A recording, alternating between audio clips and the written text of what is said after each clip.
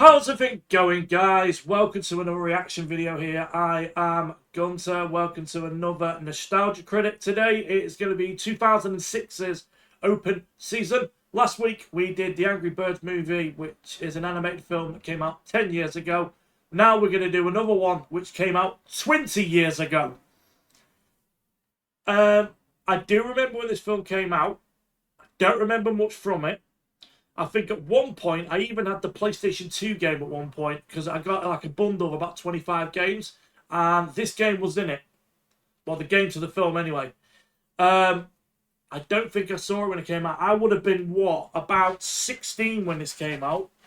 So, I would have just been leaving school, roughly.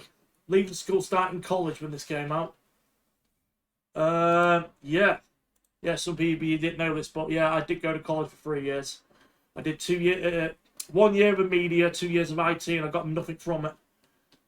So we're gonna put this on, put my glasses on. There we go. Sometimes I like to wear sunglasses when I watch videos. Do you know what? I need a better cable because I've had a bit of a move around on my desk, and the cable that connects my PC to my headset is a little bit on the short side, shorter than normal. So what I've got to do sometimes is I've got to wear my headset the wrong way round, just so it's not slack. So anyway, guys, let me know, guys, what you guys have been up to today. Let me know what you guys have been up to. If you had a good week and stuff like that, enjoying the holidays as well, because here in the UK and also in America and some other places, it's summer holidays still. I know there's some younger people that are probably watching this who are going back to school in a couple of weeks. My son starts school in 2 weeks, and no, actually, my son starts school next Wednesday. Actually, yeah, my son starts school next Wednesday. I am so nervous for him. Just hope everything goes all right for him. So yeah, my son officially starts school next Wednesday.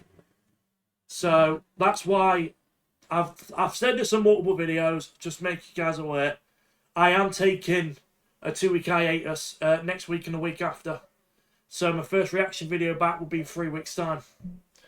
And it is the 1993 Super Mario Brothers movie, because I'm going to do that, and then the newer one, the 2023 one. And then it's October, and then we're going to do some Stephen King stuff for October. So let me know, guys, what you've been up to today. Let me know in the comments below. Please hit the subscribe button. Channel's been on a bit of a slow slump recently. I've barely been gaining any subscribers the last few weeks. It's been a pain in the ass.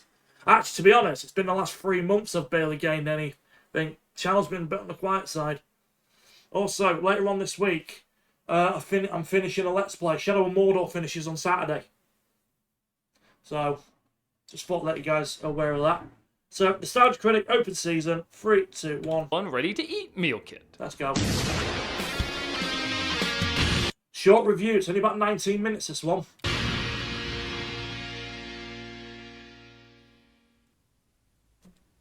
Hello, I'm the Nostalgia Critic. Remember, so you don't have to. I'll be honest, I'm not the biggest fan of either of these two. They've both done stuff I've enjoyed, but the majority of their work I've never really gotten that into. But this is 20 years old, people seem to return to it. Let's put ourselves through this punishment.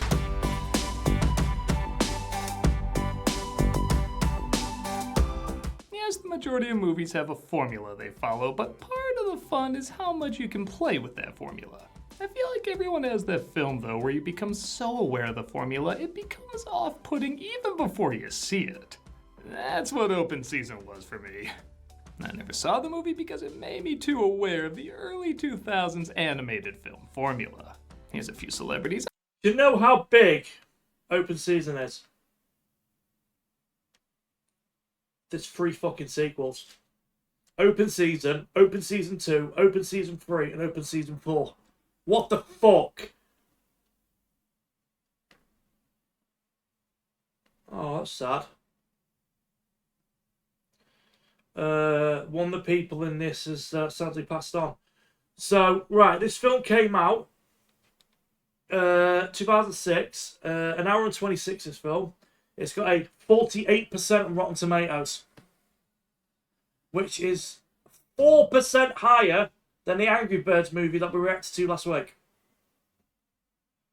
Yeah. That aren't huge, but big enough names. They're playing animals that have modern catchphrases and lingo. The two leads aren't going to get along, but by the end they will. Mix in some fart jokes and pop songs, and you have a big enough hit to warrant using the same lazy formula again in the sequel. But, like I said, And there's 2 more sequels on top of that. people do remember it and look it up on YouTube, so I guess it makes sense to take a look at why. For as Wesley Snipes famously said, Miss Open Season. which is really bad Martin Lawrence and Yeah, budget 85 million. Box office 200. So it made basically double its money. Ashton Kutcher movie. Yeah, it sucks. Let's take a look at Open Season. The film opens with a ranger seemingly about to be attacked by a bear, played by Martin Lawrence. Huh! Music by Paul Westerberg and Ramin Djawadi. Ramin Djawadi is the guy who did the music for Gears of War. It just come up on my screen. Gears of War. And he also did the Fallout TV series. What the fuck? He's won Emmys and everything. He's an award winner. What the fuck? And he did the music for this shit. Now that's a roar boog. But can she get down like this? Huh? Can you get down like this? And bring it here. 1 minute in, and we got our dorky boomers are funny thing. Hey, at least you can say this is 20 years old. What's the Hulk franchise's excuse? Here it comes. The bear is named Boog. As you might have guessed, he has a good relationship with a ranger named Beth, played by Deborah Messing. Behold, I didn't know who Deborah Messing is. It's great. It's Grace from Will and Grace. Right, I know who it is now. mighty Our other main character, Elliot, played by Ashton Kutcher, enters the film already dead. Alright, a strong start. Kill the performer before they can kill the performance. Yeah. What's going on? It isn't Friday. Yeah. He finds out he's been captured by a hunter named Shaw, played by Gary Sinise. Natural order, man on top, animals on the bottom. Your bear belongs somewhere in the middle, between 2 slices of rye smothered in gravy. Have you ever tried a bear LT? Once you go Fozzie, there's no going backsies. Boog takes pity on Elliot and helps him escape, and then returns to his cozy home, which is maybe a little too cozy. no, stop it. Oh god, bear eyes. Face. Oh no, not the eyebrow. What the fuck is that? No, please. What will the children look like? Alright, I know Talk about bare necessities. this is meant to be sweet, and yeah, okay, it is a little bit, but the way some of these expressions are animated are a little odd. We'll gather there together because the teddy bears have their picnic. You know, when they say some straight women can be attracted to bears, I don't think this is what they mean. Yeah, true. Later that night, Boog is woken up to Elliot throwing bunnies at the window, which I think is funny. And he thinks he's doing Boog a favor by helping him bust out. What's that? I call them woohoos. Like, woohoo! You want one? He lures him out with chocolate, which, ironically, he would probably find more inside the home than out, but whatever. And Elliot shows him basically how to break into a place, trash the hell out of it, and create beef footage for the trailer.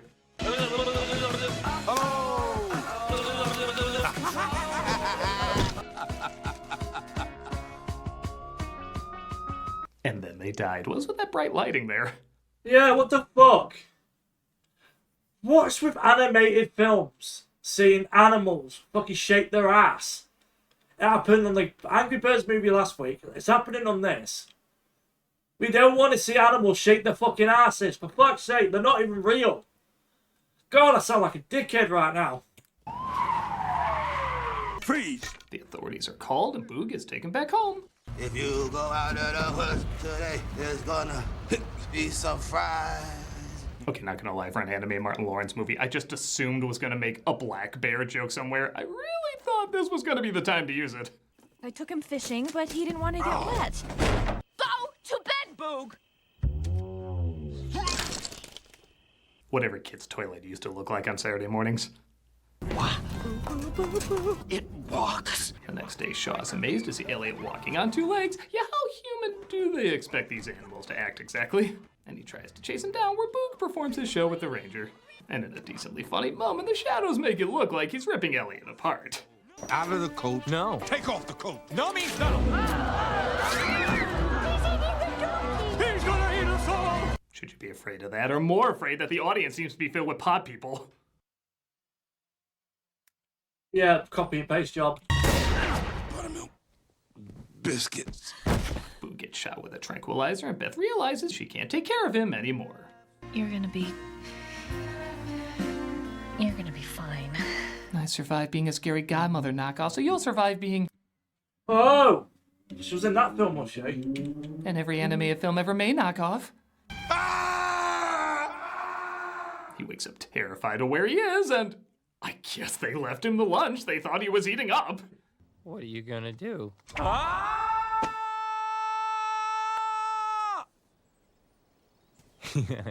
You're funny. When you start to put together, this was probably offered to David Spade first, but he said this is beneath even his talents. All right, I'll go back and I'll get. Yeah, that's David Spade role in it, because I know he was in fucking Emperor's New Groove, and he was probably the weakest part of that film. Fucking Patrick Warburton and Eartha Kitt absolutely carry that film. Give her the face. The face. Boog says he's heading back home, but he quickly figures out he doesn't know the way. This is McSquizzy's turf. Nobody messes with McSquizzy. Billy Connolly, you serious? Because that's me. Why is it even though Billy Connolly has a very sweet face, I can just tell by this design he's voicing this character. Yeah. Touch a needle in this tree and I'll give you such a do it. Legend.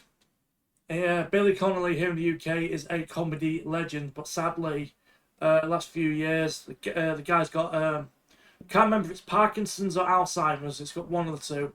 Oh, was it dementia? Because apparently he's lost a lot of his memory as well, which is a shame, really. The guy's a fucking genius. He and his army tell Boog to stay away from the trees, kind of like the Lorax with an arsenal.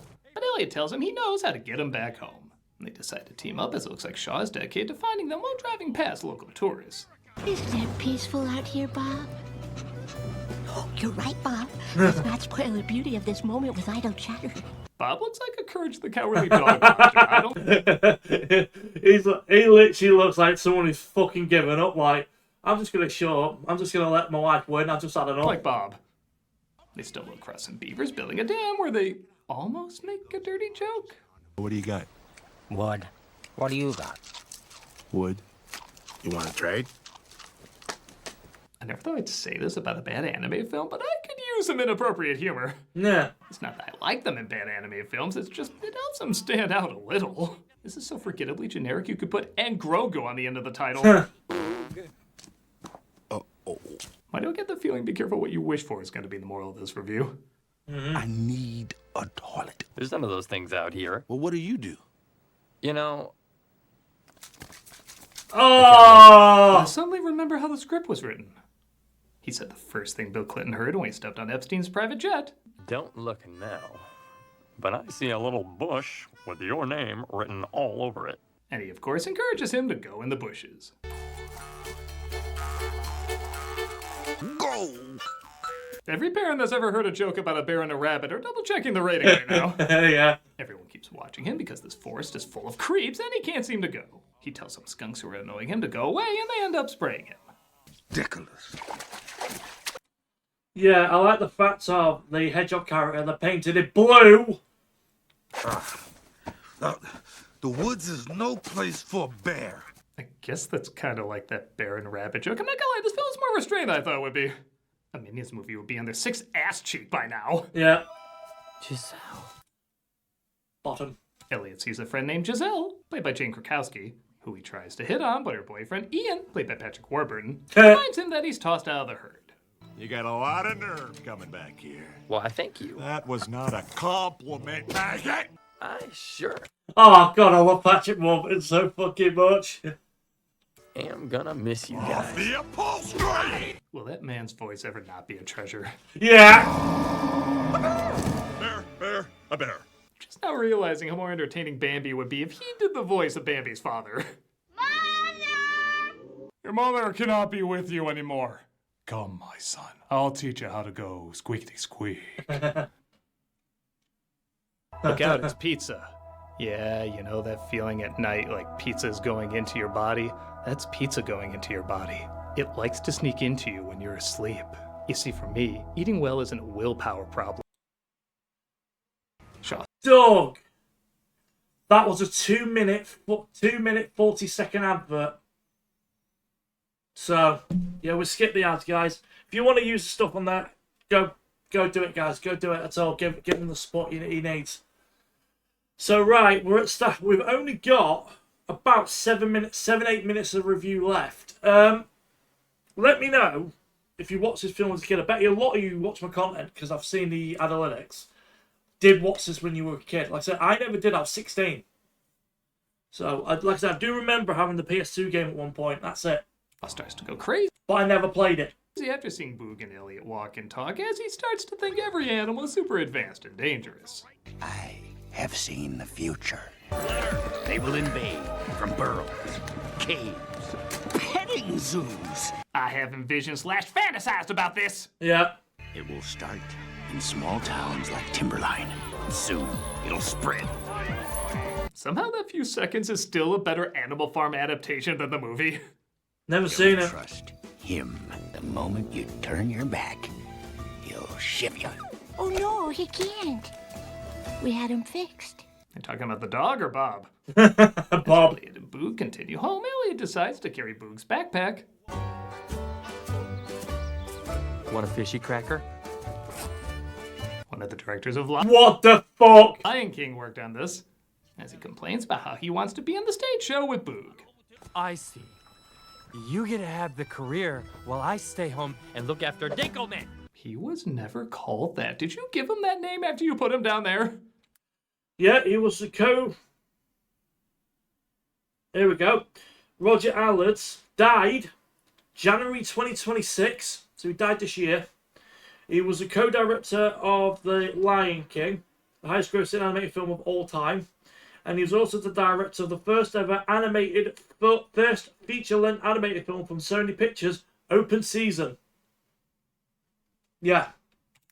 This is the same damn. We've been going in circles. It looks like Elliot is just as lost as Boog, but before he can complain, he's interrupted by Shaw, accidentally ending up with them destroying the dam while trying to escape. Yeah, and let's have a look. The other director was the storybook artist for Shrek, Toy Story 2, and Toy Story 1, Princess and the Cobbler, and also she was the artist for Bugs Life. She worked at Pixar for a bit. Now she is in charge of Warner Brother Animation Studios. Yeah.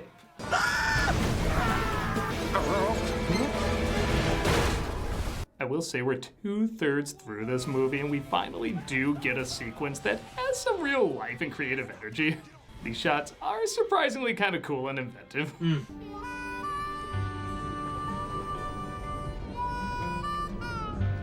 Let's see, 2006. Yeah, that's enough time to see old brother Art Thou and rip it off. They end up escaping, but they find destroying the dam dragged them down to the underground where there's fewer places to hide. It's your fault. My fault? If it weren't for you, I'd be home right now. None of this would have ever happened.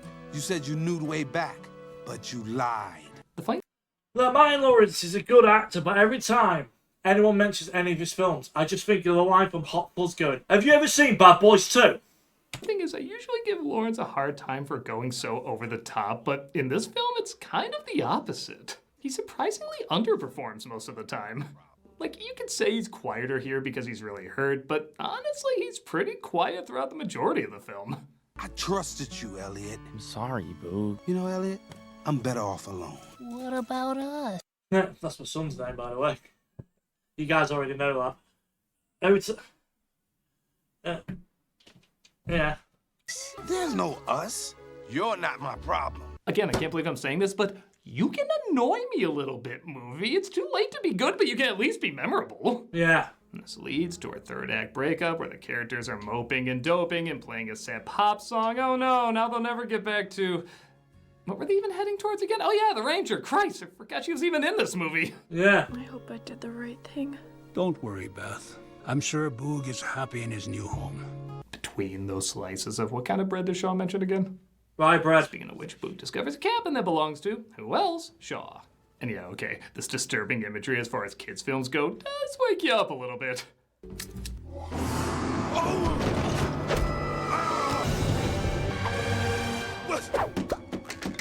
For a 5-year-old, that would be the corpse scene from Raiders of the Lost Ark. Yeah, it would be.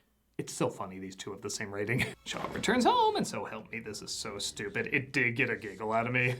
Someone's been eating my candy. Somebody's been sitting in my chair.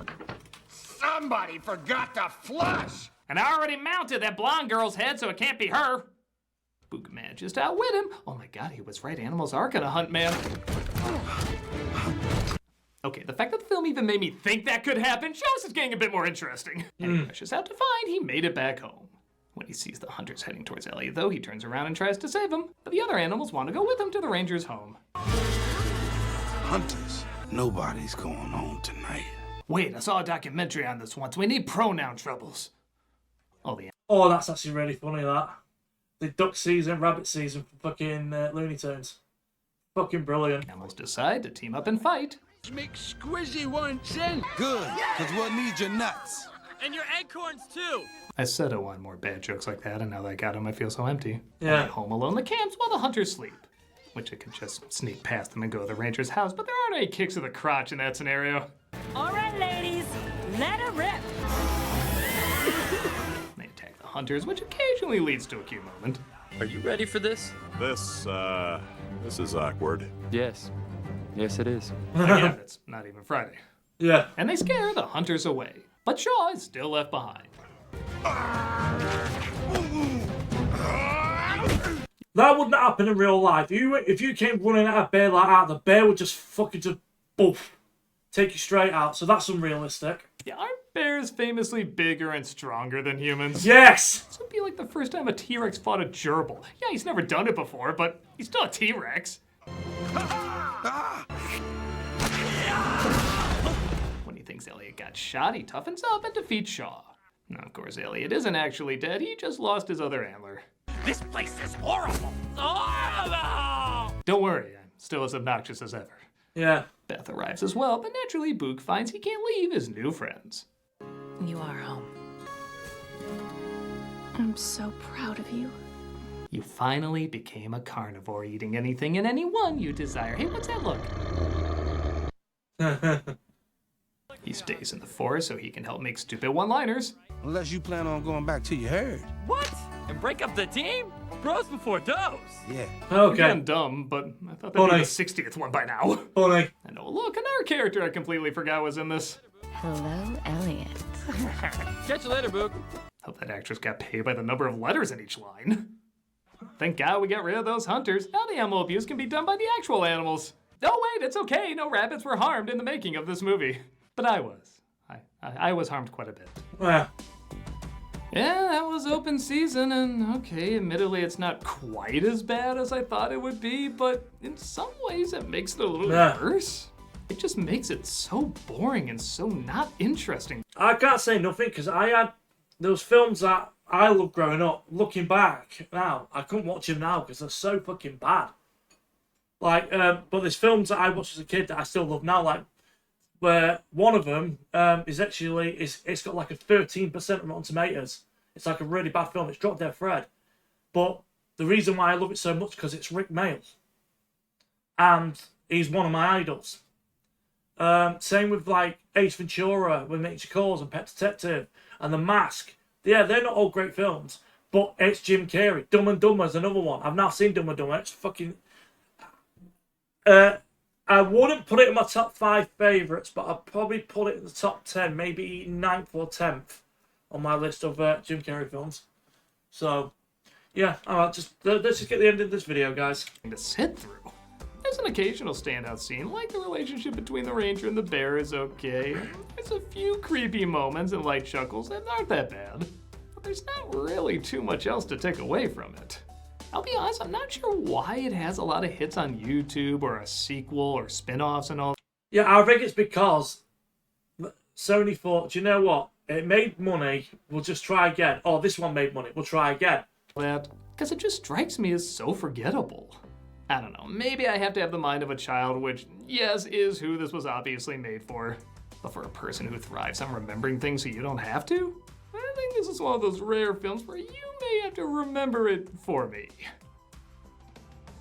Well, I'm a nostalgia critic. I usually remember it, so you don't have to. Oh, that's a bad sign when he's saying, I can't really remember this film.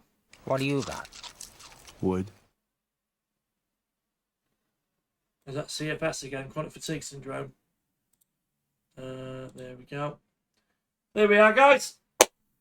Hope you guys have enjoyed this video. You guys are having a good one. Like I said at the start of the video, there's going to be no more reactions off me for a couple of weeks. I'm going to be back with the 1993 Super Mario Bros. Movie. I'm going back to like Doug's 7th ever review. We're going back, and we're going back nearly 20 years for the next Nostalgia Critic review. But there's one more reaction video going live on the channel, guys.